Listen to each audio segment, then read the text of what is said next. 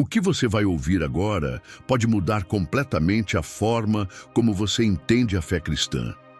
E se eu te dissesse que o livro de Romanos revela verdades que desafiam tudo o que nos ensinaram sobre salvação e justiça diante de Deus?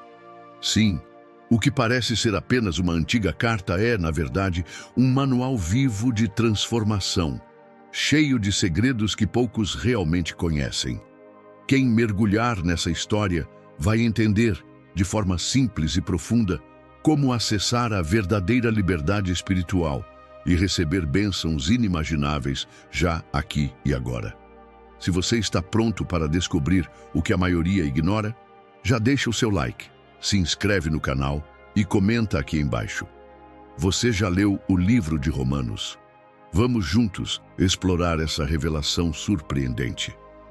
O livro de Romanos começa com Paulo se apresentando de maneira que vai muito além de um simples cumprimento. Ele declara ser um servo de Jesus Cristo, chamado para ser apóstolo e separado para o Evangelho de Deus, como lemos em Romanos 1:1. Essa introdução revela a profunda consciência que Paulo tinha da sua missão. Ele não falava por si mesmo, mas como um mensageiro enviado diretamente por Deus. A carta não era apenas um documento de boas-vindas, mas um chamado urgente para entender a grandiosidade do plano divino. Paulo logo estabelece que o evangelho que ele anuncia não é algo novo, improvisado ou separado do que Deus já havia prometido. Em Romanos 1:2-4, ele deixa claro que essa mensagem foi anunciada pelos profetas nas Escrituras e que se cumpre em Jesus Cristo, descendente de Davi segundo a carne, mas declarado Filho de Deus em poder pela ressurreição. A conexão com as profecias antigas mostra que o plano de salvação é contínuo e fiel, uma história que vinha sendo cuidadosamente tecida desde os primórdios. Ao mencionar Jesus como descendente de Davi e Filho de Deus, Paulo revela a complexa natureza de Cristo, plenamente humano e plenamente divino. Essa combinação é essencial para compreender a obra redentora de Jesus, pois ele se torna o mediador perfeito entre Deus e a humanidade. A sua ressurreição confirma não apenas sua divindade, mas também a vitória definitiva sobre o pecado e a morte, inaugurando uma nova era para todos os que creem. Paulo, então, expressa sua alegria ao saber que a fé dos cristãos em Roma já era comentada em todo o mundo. Em Romanos 1:8, ele agradece a Deus pela fé desses irmãos, reconhecendo que a notícia do Evangelho estava se espalhando rapidamente, transformando vidas e alcançando lugares distantes. A fé em Cristo já começava a romper barreiras culturais e geográficas, mostrando que o poder de Deus não estava limitado a uma única nação. Movido por essa alegria, Paulo revela seu desejo sincero de visitar os cristãos romanos. Em Romanos 1:11-12, ele expressa o anseio de fortalecê-los espiritualmente e também de ser encorajado pela fé deles. Paulo via a vida cristã como uma estrada de mão dupla, onde todos tinham algo a oferecer e a receber. A comunhão entre os crentes era fundamental para a edificação mútua e para o avanço do Evangelho. Chegando ao ponto central de sua carta, Paulo declara, em Romanos 1:16-17, que não se envergonha do Evangelho, pois ele é o poder de Deus para a salvação de todo aquele que crê, primeiro do judeu e depois do gentio. Essa afirmação não era apenas uma introdução teológica, mas um desafio ousado ao mundo de sua época, onde o orgulho religioso e cultural criavam muros de separação. Paulo estava apresentando uma mensagem revolucionária. A justiça de Deus é revelada pela fé, do começo ao fim. O tom da carta muda aqui, preparando o leitor para uma jornada intensa pela realidade da condição humana e pela grandiosa solução de Deus em Cristo. O que parecia ser apenas uma carta começa a se desenrolar como uma revelação profunda do estado da humanidade e da esperança disponível para todos. A partir desse ponto, Paulo mergulha nas verdades que sustentam todo o cristianismo, preparando o terreno para os ensinamentos poderosos que virão a seguir. Depois de afirmar que a justiça de Deus se revela pela fé, Paulo não demora a explicar por que todos precisam desesperadamente dessa salvação. Em Romanos 1,18, ele apresenta uma imagem impactante. A ira de Deus se manifesta contra toda a impiedade e injustiça dos homens que suprimem a verdade pela injustiça. Esse início direto e forte mostra que o problema da humanidade não é apenas falta de conhecimento, mas uma escolha deliberada de rejeitar a verdade revelada. Paulo argumenta que Deus sempre se fez visível por meio da criação.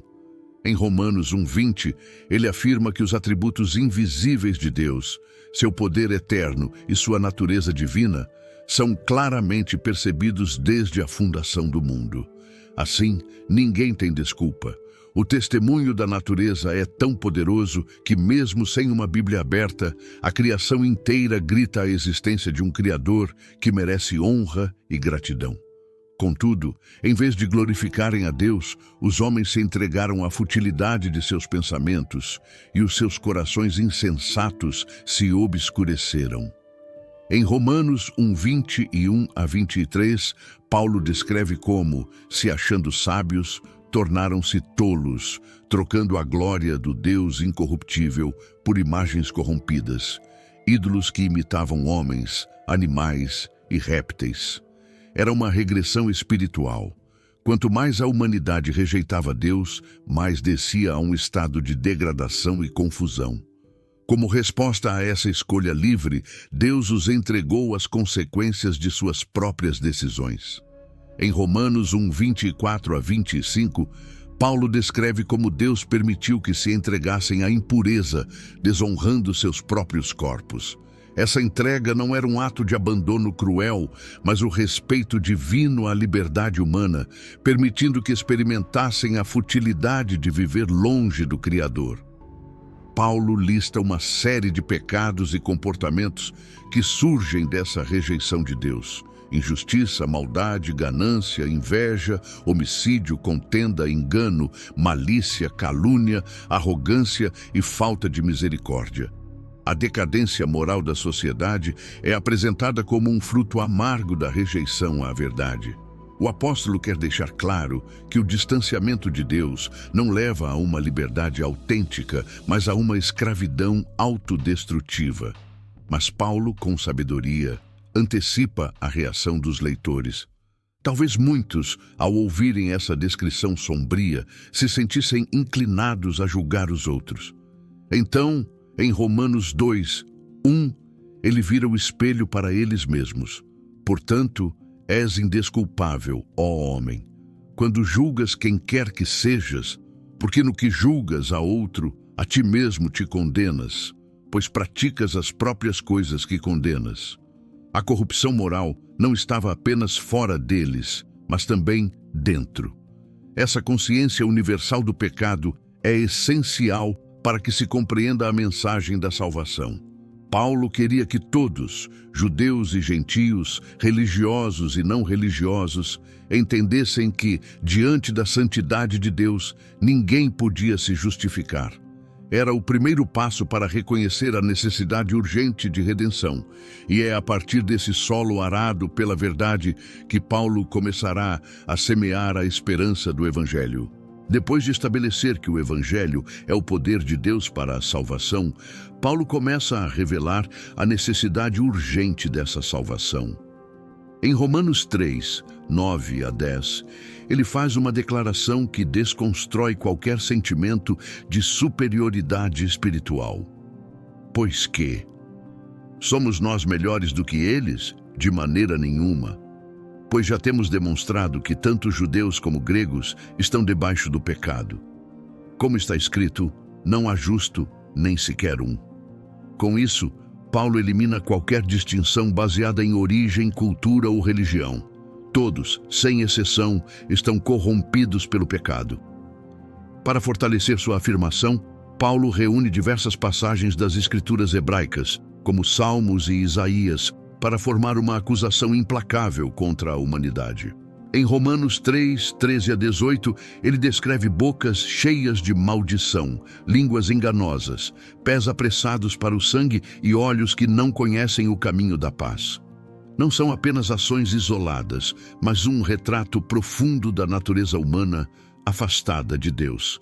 Paulo pinta uma humanidade quebrada, não apenas por atos externos, mas por uma corrupção que nasce no mais íntimo do coração. Esse diagnóstico radical era chocante para os leitores judeus da época, que se orgulhavam da posse da lei de Moisés. A Torá era vista como uma dádiva que os separava dos gentios, oferecendo a eles um caminho de vida e santidade. Mas Paulo vira essa visão de cabeça para baixo. Em Romanos 3, 19 a 20, ele ensina que a função da lei não é salvar, mas revelar o pecado. Ora, nós sabemos que tudo o que a lei diz, o diz aos que estão debaixo da lei, para que toda boca esteja fechada e todo o mundo seja culpável diante de Deus. Em outras palavras, quanto mais o homem conhece a lei, mais consciente se torna de sua incapacidade de cumpri-la perfeitamente. Esse ensino que Paulo apresenta rompe com uma lógica humana muito presente na antiguidade e ainda hoje, a ideia de que podemos nos justificar diante de Deus por boas obras ou observâncias religiosas. O apóstolo desmonta qualquer esperança baseada no mérito humano. A lei é santa, justa e boa, mas funciona como um espelho que revela nossas falhas. Um espelho que expõe, mas não cura. Ela acusa, mas não absolve. Por isso, diante de Deus, todos somos silenciados, sem desculpas, sem justificativas. O peso dessa realidade é esmagador. Em uma sociedade greco-romana obcecada por status, honrarias e virtudes públicas, a ideia de que ninguém, absolutamente ninguém, podia alcançar a justiça por si mesmo soava como uma afronta. Aos judeus religiosos e aos filósofos gentios, Paulo lança o mesmo veredicto: todos pecaram, todos estão afastados da glória de Deus. Não havia elite moral que pudesse escapar desse julgamento universal. É nesse contexto de ruína completa que a mensagem do Evangelho começa a brilhar com sua luz incomparável. Paulo introduz uma nova esperança, a possibilidade de sermos justificados, declarados justos, não pelas obras da lei, mas pela fé em Jesus Cristo. A justiça de Deus, que seria inalcançável por nossos próprios esforços, agora é oferecida gratuitamente como um dom. E essa oferta não é limitada por raça, cultura ou história pessoal. Ela é estendida a todos os que crerem. Esse conceito de justificação pela fé não era apenas uma ideia teológica abstrata, era um golpe direto contra o orgulho humano e um convite a uma nova forma de viver. Deus estava propondo um relacionamento baseado na graça e na confiança, não em performances religiosas. A partir desse ponto, Paulo começaria a construir com paciência e profundidade o edifício sólido da salvação pela fé. Um alicerce que sustentaria a fé cristã por todos os séculos vindouros. Assim, nas ruínas da autossuficiência humana, Paulo prepara o terreno para a semente preciosa do Evangelho florescer. O ser humano, despido de sua vanglória, se vê diante da maravilhosa possibilidade de ser restaurado pela simples e poderosa fé em Jesus Cristo. Depois de deixar claro que todos estão igualmente debaixo do pecado, Paulo começa a revelar o coração pulsante da carta aos Romanos, a justificação pela fé. Em Romanos 3, 21, 22, ele anuncia com firmeza: agora, porém, se manifestou uma justiça de Deus, sem lei, testemunhada pela lei e pelos profetas, justiça de Deus mediante a fé em Jesus Cristo para todos e sobre todos os que creem. Esse agora marca uma nova era. onde a salvação não depende mais do cumprimento da lei, mas da fé viva em Cristo. O conceito de justificação que Paulo apresenta é profundo e transformador. Ser justificado não significa que o ser humano se torna justo em si mesmo, mas que Deus, em sua graça, declara o pecador como justo. É uma mudança de status diante do tribunal divino, baseada não em obras humanas, mas na obra consumada de Cristo na cruz. Deus, como justo juiz, olha para o crente e, por causa da fé em Jesus, o absolve completamente, como se ele nunca tivesse pecado. Essa justificação é oferecida gratuitamente por sua graça, como Paulo declara em Romanos 3:24. É um presente, não um pagamento por méritos acumulados.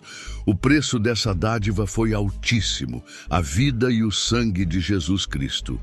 Paulo apresenta Cristo como propiciação pelos nossos pecados, uma palavra que remete ao conceito do Antigo Testamento de expiação, onde o sangue dos sacrifícios cobria os pecados do povo diante de Deus.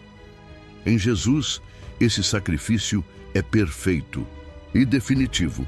A profundidade dessa verdade é reforçada pela lembrança de que todos pecaram e carecem da glória de Deus. Romanos 3:23. Paulo não permite que o leitor esqueça a gravidade de sua situação sem Cristo. A graça não é barata, ela foi conquistada a um preço imensurável. Cada gota de sangue derramado por Jesus carrega o peso dos pecados da humanidade. A cruz não é um símbolo de derrota, mas o maior ato de amor e justiça já realizado na história. Para ilustrar ainda melhor essa justificação pela fé, Paulo traz à tona o exemplo de Abraão. Em Romanos 4:3, ele cita: Abraão creu em Deus e isso lhe foi imputado como justiça. Antes da lei, antes das tradições religiosas, houve fé. Abraão não foi considerado justo por suas obras, mas pela confiança que depositou em Deus. Paulo faz questão de enfatizar que esse princípio sempre esteve presente no relacionamento entre Deus e os homens. O exemplo de Abraão quebra qualquer argumento de que a salvação seria um mérito. Se o pai da fé foi justificado pela fé, quanto mais agora, sob a nova aliança em Cristo, devemos compreender que a salvação é um ato de confiança e entrega. Em Romanos 4:23-24, Paulo assegura que as palavras "isso lhe foi imputado" não foram escritas apenas para Abraão, mas para todos nós que cremos naquele que ressuscitou Jesus dentre os mortos. A ressurreição, aliás, se torna o selo divino dessa justificação. Jesus foi entregue por causa das nossas transgressões e ressuscitou por causa da nossa justificação. Romanos 4:25. Sem a ressurreição, a fé seria vazia, mas o túmulo vazio é a prova incontestável de que a dívida foi paga, a justiça foi satisfeita e a nova vida está disponível para todos os que crerem. Essa é a boa notícia que muda destinos e reescreve histórias. Ao final dessa sessão, Paulo já estabeleceu a base sólida para a vida cristã. Somos justificados pela fé, não pelas obras. Somos salvos pela graça, não por merecimento. Esse fundamento poderoso abrirá espaço para que ele agora descreva os frutos dessa nova condição, os benefícios de estar em paz com Deus e a transformação profunda que a fé genuína opera na vida daqueles que creem. Com a base da justificação firmemente estabelecida, Paulo passa a descrever os maravilhosos frutos dessa nova realidade espiritual. Em Romanos 5:1-2, ele anuncia: Sendo, pois, justificados pela fé, temos paz com Deus por meio de nosso Senhor Jesus Cristo, por intermédio de quem obtivemos igualmente acesso, pela fé, a esta graça na qual estamos firmes. Essa paz não é meramente emocional, é a reconciliação objetiva entre o homem e Deus. A inimizade foi desfeita, a barreira foi derrubada, e agora os crentes podem se aproximar do Pai com liberdade e confiança. Essa reconciliação gera também uma esperança viva. Em Romanos 5, 3-5, Paulo ensina que mesmo as tribulações ganham um novo significado para aqueles que foram justificados. As dificuldades da vida não são mais sinais de abandono divino, mas instrumentos de aperfeiçoamento. A tribulação produz perseverança, a perseverança, experiência, e a experiência, esperança. E essa esperança, diz ele, não decepciona, porque o amor de Deus foi derramado em nossos corações pelo Espírito Santo. O Espírito Santo mencionado aqui é um presente dado a todo aquele que crê. Ele não apenas consola, mas também confirma a adoção dos crentes como filhos de Deus. A vida cristã passa a ser marcada por uma transformação interna poderosa, impulsionada pela presença do próprio Deus habitando no íntimo dos seus filhos. Não é mais uma questão de rituais externos, mas de uma renovação que acontece de dentro para fora. Paulo, então, introduz uma comparação magistral entre Adão e Cristo. Em Romanos 5, 12-21, ele explica que o pecado entrou no mundo através de um só homem, Adão, e com o pecado veio a morte para todos. Mas, em contraste, pela obediência de um só, Jesus Cristo, veio a justiça que conduz a vida para muitos.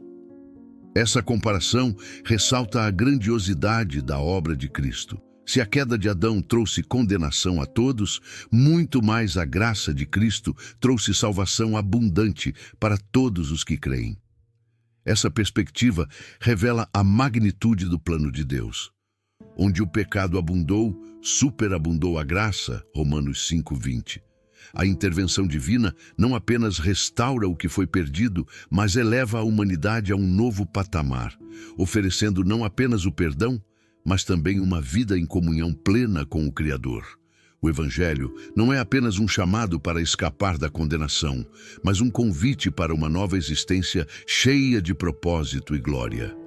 Entretanto, Paulo antecipa uma possível distorção dessa mensagem. Em Romanos 6, 1-2, ele pergunta: que diremos então? Permaneceremos no pecado para que seja a graça mais abundante? De modo nenhum. O apóstolo deixa claro que a graça não é uma licença para pecar, mas uma libertação do poder do pecado. Ser salvo pela fé não significa permanecer escravizado às velhas práticas, mas viver uma nova vida que reflete a santidade de Deus. Essa nova vida é descrita como uma verdadeira ressurreição espiritual.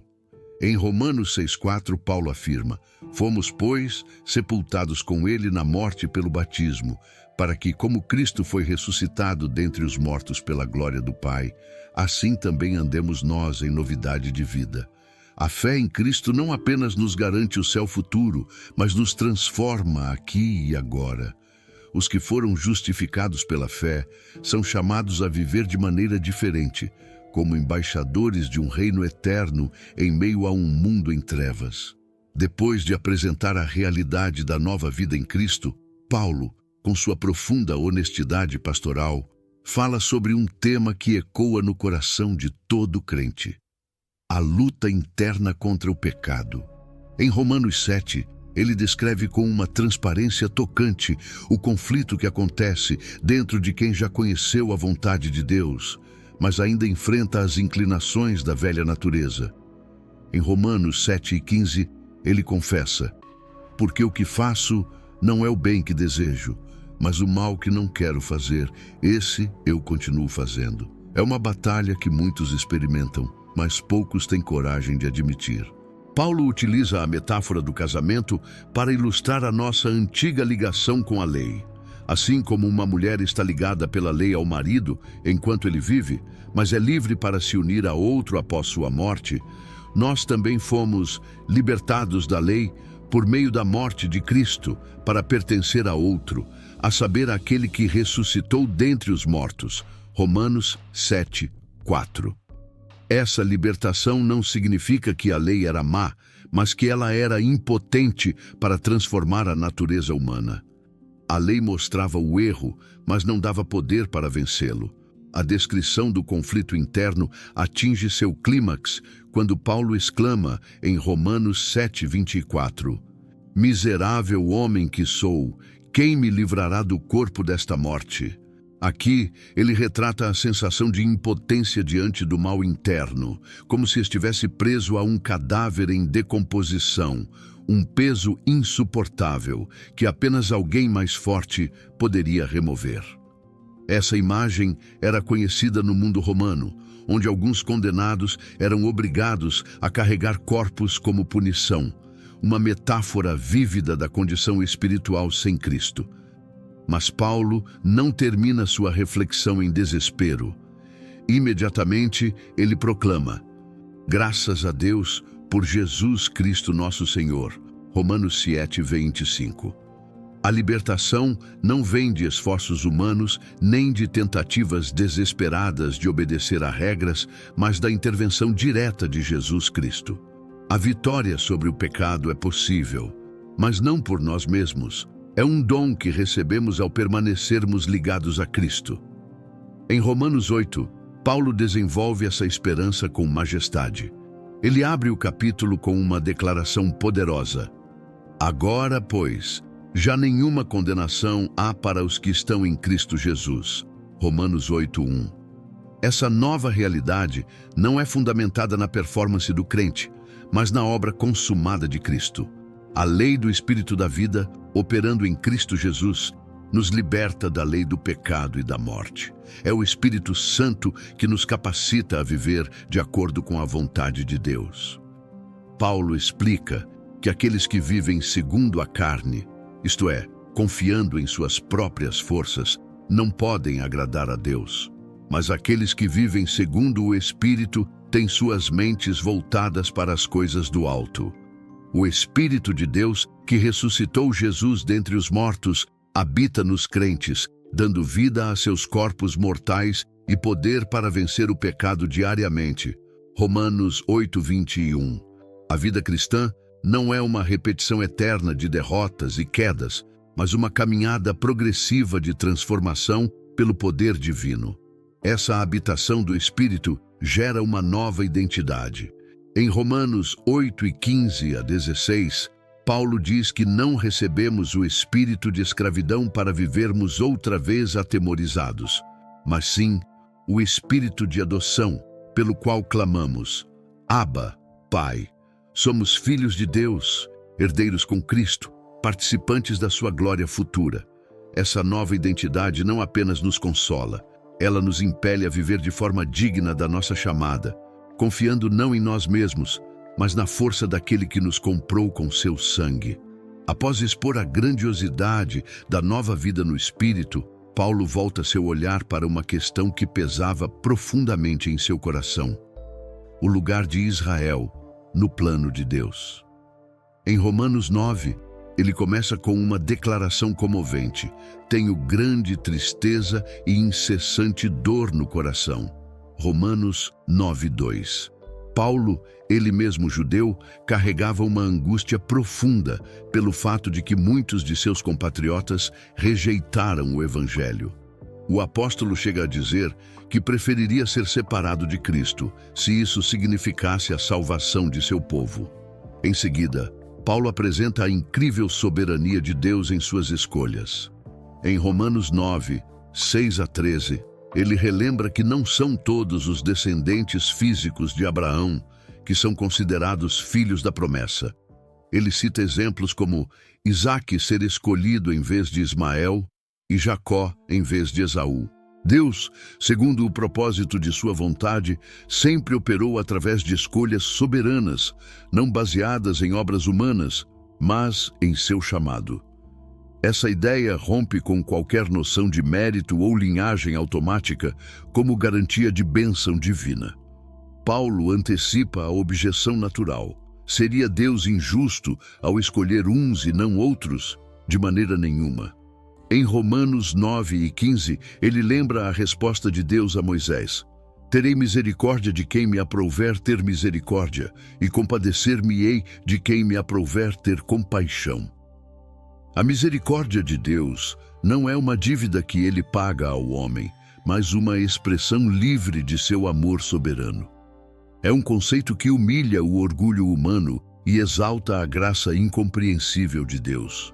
Ainda aprofundando essa verdade, Paulo usa a metáfora do oleiro e do barro, Romanos 9, 20 a 24. O oleiro tem direito sobre o barro para fazer de uma mesma massa um vaso para a honra e outro para a desonra. Essa imagem não tem o objetivo de apresentar Deus como arbitrário, mas de exaltar seu direito absoluto de agir segundo sua vontade, sempre em coerência com sua justiça, bondade e sabedoria perfeitas. Deus é livre para executar seus propósitos, e nenhum ser humano pode contender com ele. No entanto, Paulo não encerra sua análise em tom fatalista. Em Romanos 9, 30 a 33, ele expõe a razão prática da rejeição de muitos israelitas. Eles buscaram a justiça por meio das obras da lei e não pela fé. Enquanto isso, os gentios, que nem sequer buscavam a justiça, a alcançaram pela fé. A pedra de tropeço foi Jesus Cristo, o Messias rejeitado por muitos, mas a pedra angular para aqueles que creem. Em Romanos 10, Paulo reafirma seu desejo ardente pela salvação de Israel. Ele reconhece que eles têm zelo por Deus, mas um zelo sem entendimento. Romanos 10, 2. Eles tentaram estabelecer sua própria justiça, ignorando a justiça de Deus manifestada em Cristo. Assim, Paulo proclama que Cristo é o fim da lei para a justiça de todo aquele que crê. Romanos 10 e 4. A salvação, portanto, não depende de obediência perfeita à lei, mas de crer com o coração e confessar com a boca que Jesus é Senhor. Paulo, então, amplia a visão da graça. Todo aquele que invocar o nome do Senhor será salvo. Romanos 10 e 13. Não há distinção entre judeu e grego. A porta da salvação foi escancarada para todos os povos, em todas as nações. Mas mesmo diante dessa generosa oferta, muitos ainda rejeitariam a mensagem, e Paulo lamenta essa resistência. No capítulo 11, o apóstolo deixa claro que Deus não rejeitou Israel de forma definitiva. Sempre houve e sempre haverá um remanescente fiel, como nos dias de Elias. Paulo também explica que o endurecimento de Israel tem um propósito: abrir espaço para a salvação dos gentios, que por sua vez deveriam provocar ciúmes em Israel para trazê-los de volta ao Senhor. Por fim, Paulo usa a metáfora da oliveira, Romanos 11, 17 a 24. Os ramos naturais, Israel, foram quebrados devido à incredulidade, e os gentios, como ramos de oliveira brava, foram enxertados. Mas isso não deve ser motivo de orgulho. Deus é poderoso para enxertar novamente os ramos naturais. E Paulo profetiza que todo o Israel será salvo, Romanos 11, 26, apontando para uma futura restauração. A exposição culmina em um hino de adoração em Romanos 11, 13 a 36, exaltando a profundidade da sabedoria e do conhecimento de Deus. Seus caminhos são insondáveis, seus juízos inescrutáveis. Toda a glória pertence a Ele para sempre. Com todas as bases doutrinárias firmadas, Paulo direciona seu olhar para a vida prática do cristão. Em Romanos 12, 1, 2, ele faz um apelo comovente. Rogo-vos, pois, irmãos, pelas misericórdias de Deus, que apresenteis o vosso corpo como sacrifício vivo, santo e agradável a Deus, que é o vosso culto racional. A transformação que o Evangelho opera no coração não pode permanecer apenas no campo das ideias. A resposta adequada à graça recebida é uma vida inteira consagrada a Deus, oferecendo diariamente tudo o que somos em adoração genuína. Paulo desafia os cristãos a não se conformarem com este mundo, mas a serem transformados pela renovação da mente. Isso envolve abandonar os padrões de pensamento impostos pela cultura e abraçar uma nova maneira de ver a vida, baseada na vontade de Deus, boa, perfeita e agradável. A verdadeira mudança, portanto, começa no íntimo, moldando ações, palavras e intenções de dentro para fora, através do Espírito Santo. Logo após esse chamado à entrega pessoal, Paulo aborda o funcionamento da comunidade cristã. Em Romanos 12, 4 a 5, ele usa a metáfora do corpo humano para explicar que, assim como os membros têm funções diferentes, também cada cristão tem dons específicos. Nenhum é autossuficiente, cada membro depende do outro, e juntos formam um organismo vivo que deve agir em harmonia, para o crescimento mútuo e a glória de Deus. A ênfase no amor verdadeiro é central para a vida cristã. Paulo escreve em Romanos 12, 9: O amor seja sem hipocrisia. Aborrecei o mal e apegai-vos ao bem. O amor não é um sentimento superficial, mas um compromisso ativo com o bem, mesmo quando isso exige sacrifício pessoal. Ele incentiva os cristãos a praticarem a hospitalidade, a serem fervorosos no espírito, a perseverarem na oração e a se alegrarem com os que se alegram e chorarem com os que choram. A igreja deveria ser o reflexo vivo da compaixão e da graça que receberam. Em uma sociedade romana marcada por hierarquias rígidas, injustiças e perseguições, Paulo orienta os cristãos a responderem de maneira contraintuitiva. Abençoar os que os perseguem, não se deixarem vencer pelo mal, mas vencerem o mal com o bem. Romanos 12, 14, 21. Em vez de buscar vingança, são chamados a confiar no julgamento de Deus e a superar o ódio com atos de bondade, desarmando assim o ciclo de violência. Paulo também instrui os crentes a se submeterem às autoridades governamentais. Romanos 13, 1 a 7, reconhecendo que toda autoridade legítima é estabelecida por Deus. Mesmo vivendo em um império romano muitas vezes opressor, a postura cristã deveria ser de respeito e obediência civil, exceto nos casos em que a obediência aos homens contrariasse a obediência a Deus. O cristão é chamado a ser luz no mundo, inclusive através de sua conduta como cidadão. Por fim, Paulo enfatiza que toda a lei se resume em um mandamento: amarás o teu próximo como a ti mesmo.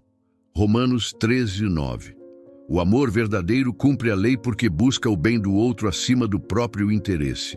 Ele também exorta os crentes a viverem como aqueles que estão conscientes da proximidade do dia da salvação final, despertando do sono espiritual e revestindo-se das obras da luz.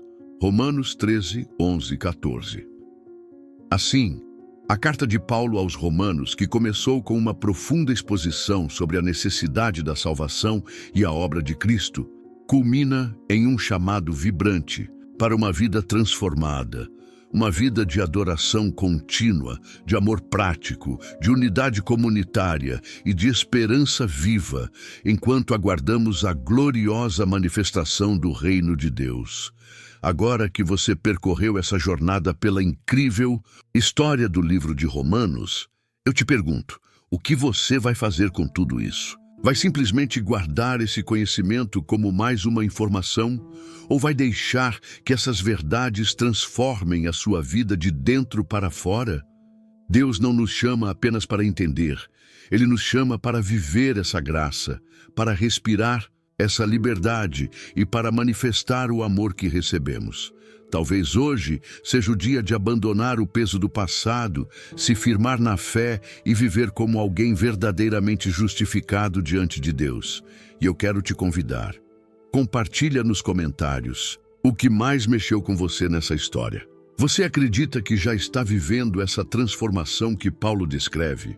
Ou ainda sente que precisa dar passos maiores em direção a essa nova vida? Vamos conversar. Aproveita e se inscreve no canal e ativa as notificações, porque ainda temos muitas riquezas escondidas na palavra de Deus para explorar juntos. Essa é só a primeira de muitas revelações que ainda virão. Que o livro de Romanos não fique apenas no seu conhecimento, mas se torne a revolução que Deus quer fazer na sua história. E se você deseja continuar aprendendo mais sobre essas poderosas histórias bíblicas e acessar conteúdos exclusivos e antecipados, considere se tornar membro do nosso canal por um valor simbólico. Como membro, você terá acesso a vantagens especiais que vão te ajudar a se aprofundar ainda mais nesse conhecimento divino. O link está na descrição.